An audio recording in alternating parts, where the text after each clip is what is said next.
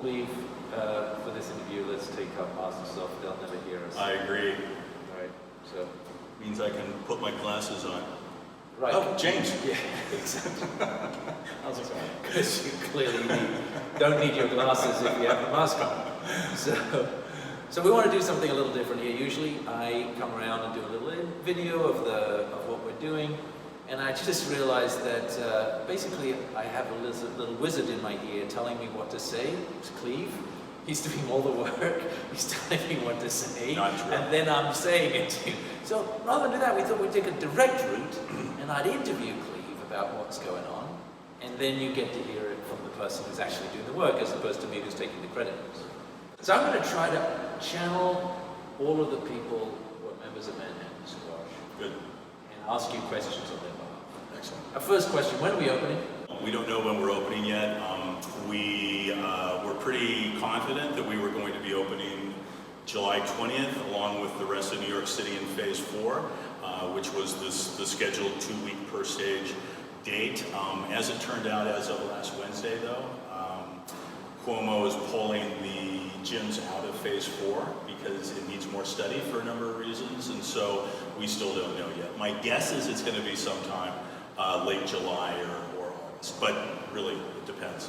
Are we doing anything to appeal? We're fortunate in many respects because there's some special circumstances here at Manhattan Squash, which means we can make it much more safe to reopen than a lot of clubs are able to. And so based on that sort of, superior safety criteria, we think that there's a possibility to get an individual exemption. So we'll see. Let's talk about what we're doing to make us safe. Talk us through why a fan in a window is a game changer. Yeah, and what's interesting is this wasn't the case at the very beginning. There was not enough realization that ventilation was maybe the key criteria for gyms and health clubs. And we're in a fortunate position because not only do we have brand spanking new HVAC system, number one. Number two, it's really overpowered, which is great. And number three, we've got window access really on 1, 2, 3, 4 on all sides. Because of that, what we're able to do is we're able to open up windows. We put an air extractor in the window right there by the pro shop. We've opened up a window up in the mezzanine where the HVAC system is, and so we've been able to dramatically improve the air circulation in the club, not only in terms of filtering out anything that's in the air using our MERV filters or the ultraviolet, like ultraviolet light blasting mechanism that blasts all the air that comes back in. COVID-19. Seriously, it's scary. I don't want to get too close to it. But in addition to that, we're able to increase the external air circulation by opening up the windows and putting in the extractor. During our stage 1 reopening, where we're limiting the number of people that could come in, we're going to have up to 100 cubic liters per person. I thought it was only 70. I think last week I had 70. Well, it depends how many people are in the building. So at the very beginning, we're only going to let, there'll be 15 people here. So later there may 15 be is 30. 100? Yeah, and if we get absolutely full up, like we are, say, in the afternoons when we've got juniors here and their parents are here, and some juniors are just leaving and some parents are coming in, we might have 50, 60, 70 people in the building, and at that point, we still have 25 cubic liters per person per second. In terms of air ventilation. So we're fortunate that we have the basic infrastructure to allow that, but we've also done a lot of work to make sure we can take advantage of that. If I'm a member coming back into Manhattan Squash, what sort of changes should I expect? So I'm walking in the door. Is it going to be the same experience? I just walk in and then I just jump on court? What should I expect? It will be different. It will be very different. Do tell. So first of all, you may be walking in a different door than you normally walk in because obviously you can't do safe social distancing in an elevator. So when those elevators are small. We'll be recommending that you just, as your warm up before you get on court, take the 5 stairs up, take the stairs, come in the door. Well, I think they should do it 3 times. Right? Once up and down. So right. Once you've done 3, we'll buzz you in. Yeah, that's the way. I think fewer than 3, you don't get it. So that's the social distancing aspect. Other things in the social distancing we're going to be limiting the number of people who can come into the center at the same time. So for example, with the junior programs, we're going to limit the parents coming in. We will not be letting guests come in at the beginning.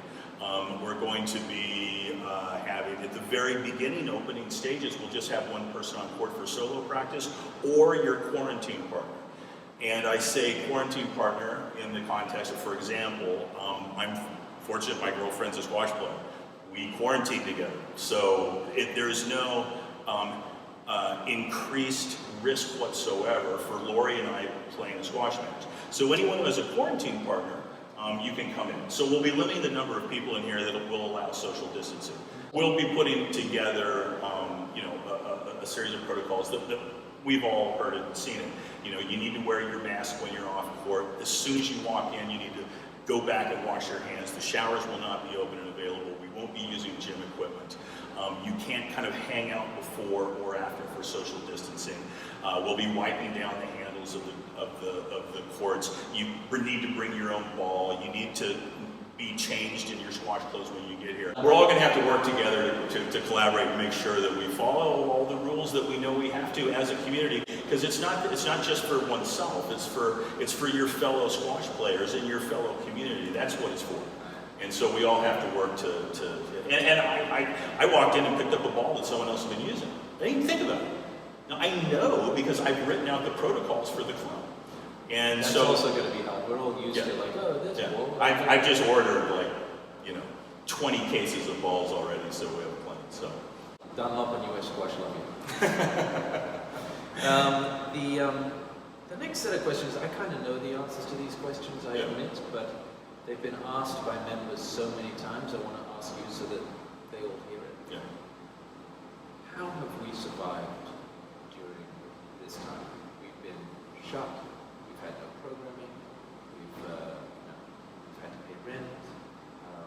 Tell us about those things one by one. First of all, what about the rent? Yeah. Did the landlord help us?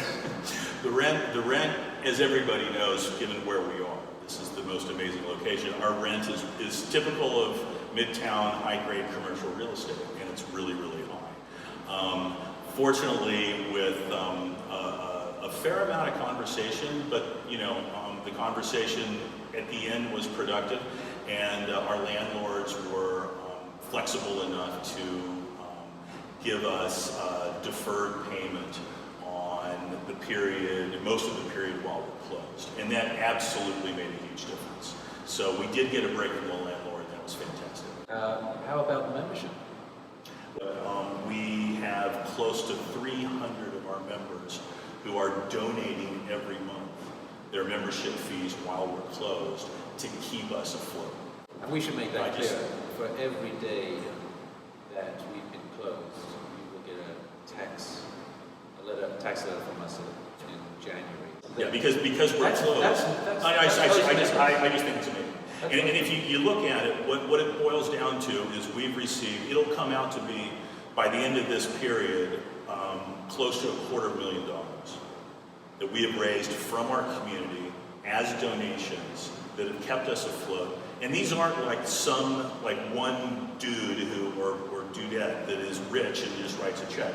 This is small grassroots donations that may go from $44 a month to $99 a month to $199 to $299, and everyone is just pulled together as a community, and I just can't tell you how gratified I am. I just think it's amazing. So a round of applause to our audience. Thank you. Yes.